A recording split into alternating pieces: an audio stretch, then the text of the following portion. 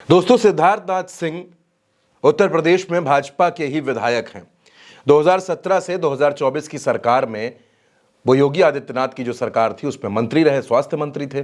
भूपेंद्र चौधरी भाजपा के प्रदेश अध्यक्ष हैं और राजा भैया रघुराज प्रताप सिंह राजा भैया जनसत्ता दल के विधायक हैं, लेकिन योगी आदित्यनाथ के मुरीद हैं, उनके पैर छूते हैं। कई मौकों पर आपने देखा कि राजा भैया योगी आदित्यनाथ के पैर छूते नजर आते हैं, चाहे वो अयोध्या में प्राण प्रतिष्ठा का कार्यक्रम हो या फिर उत्तर प्रदेश की विधानसभा में जब सत्र चल रहा है उस दौरान। लेकिन फिर ऐसा क्या हो गया कि ये तीनों योगी सरकार के एक विधेयक के विरोध में खड़े हो गए।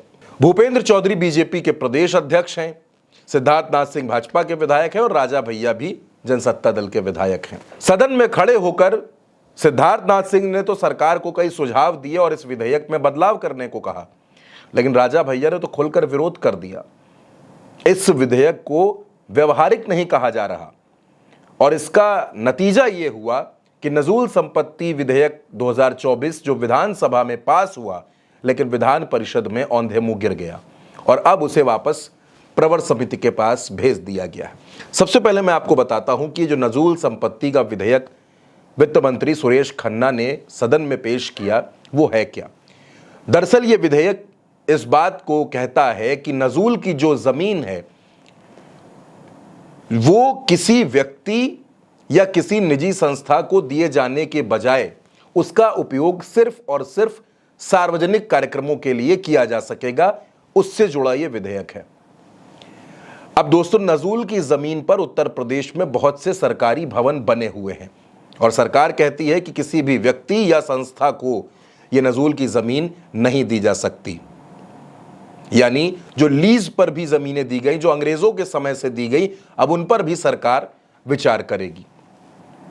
कई ऐसी सरकारी जमीनें हैं जो नजूल की जमीन पर है और नजूल की जमीन को लेकर कई बार विवाद भी खड़े होते हैं। अब इस विधेयक के विरोध में राजा भैया खड़े हो गए और राजा भैया ने कहा कि यह जो विधेयक है ये अधिकारियों की गलत फीडिंग है, सरकार को गलत जानकारी दी गई है और इससे सत्ता पक्ष और विपक्ष दोनों का नुकसान है, जनता का नुकसान है, लोगों के घर टूटेंगे।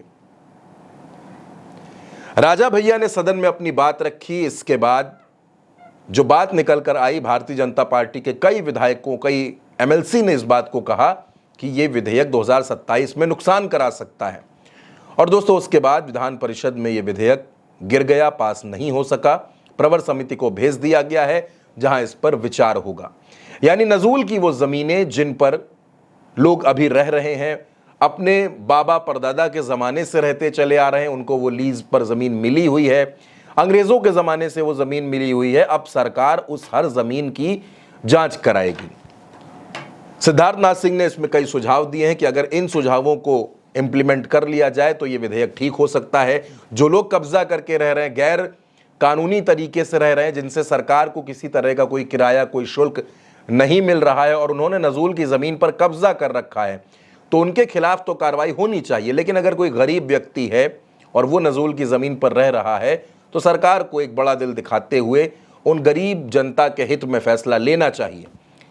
और राजा भैया ने इसी विधेयक का विरोध कर दिया। राजा भैया ने कहा कि इस पर फिर से विचार करिए, ये जनता के हित में या सरकार या विपक्ष किसी के भी हित में नहीं है, ये एक गैर ज़रूरी फैसला है।